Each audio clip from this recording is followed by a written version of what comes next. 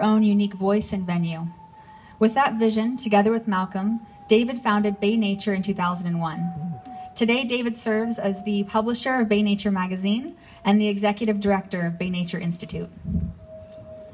Both David and Malcolm have a unique passion for and perspective for the Bay Area and a deep commitment to helping us see the region with a profound new insight.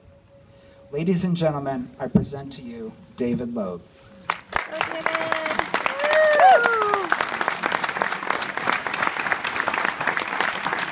So if you want, I'll take some and you can just shoot me your email. Oh, sweet. Thank you. Wow.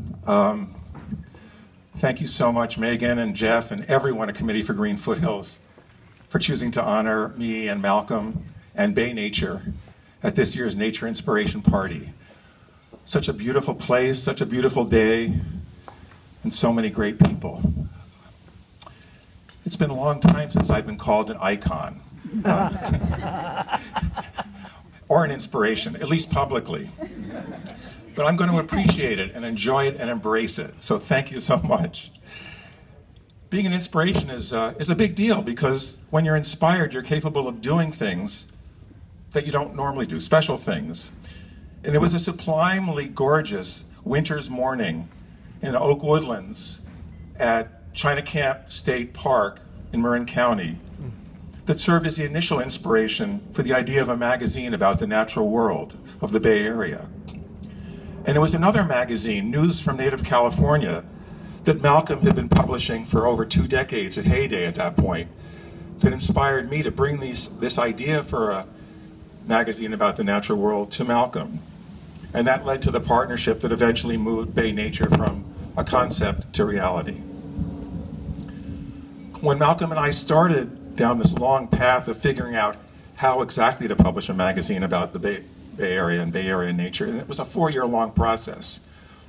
It was with the hope that we'd be able to share our delight in the beauty of the natural world and the diversity of local nature.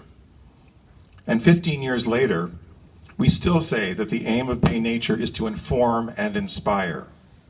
Inform people about the natural world of the Bay Area and inspire them to explore, celebrate, and protect it. So it is enormously humbling and satisfying that our experiment in local nature publishing has survived and thrived for 15 years, and now, here today, is being recognized by one of the Bay Area's most venerable and effective conservation organizations as an inspiration to others in this field.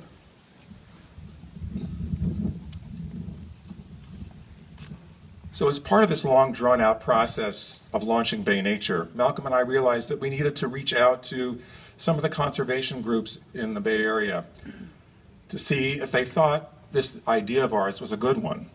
At least let them know what we were up to. And the feedback was unanimous. Go for it. Go tell the stories of the local landscapes and watersheds that we're working so hard to protect. So that's been Bay Nature's role ever since. Now, we're not a house organ for any particular organization or agency or even for the environmental movement as a whole.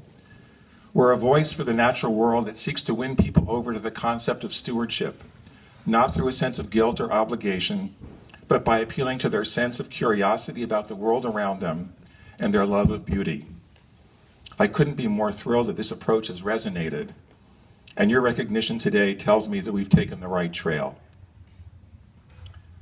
15 years and 60 issues and still going strong is not a bad track record for an independent and local nonprofit media organization. But it's not sufficient.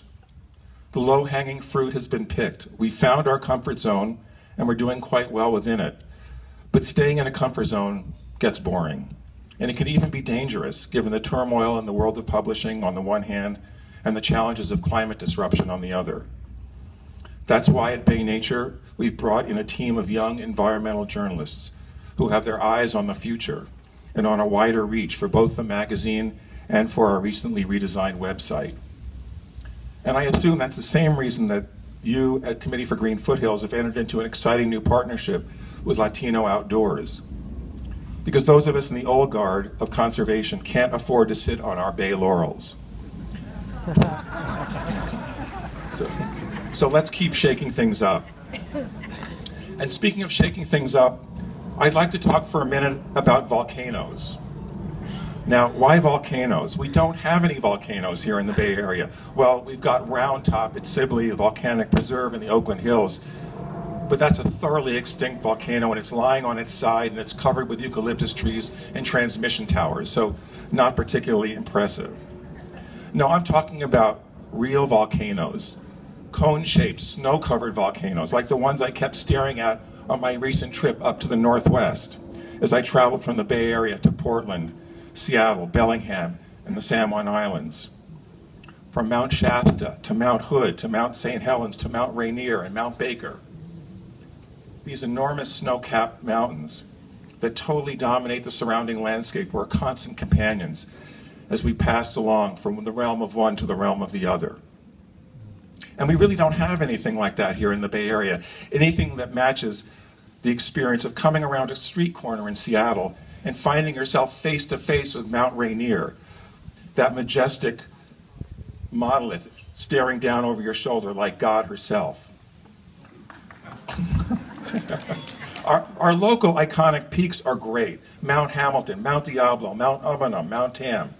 But there's a question of scale here, and the gut impact just isn't the same. Now, why do I bring this up at an event about Bay nature featuring local nature? For two reasons.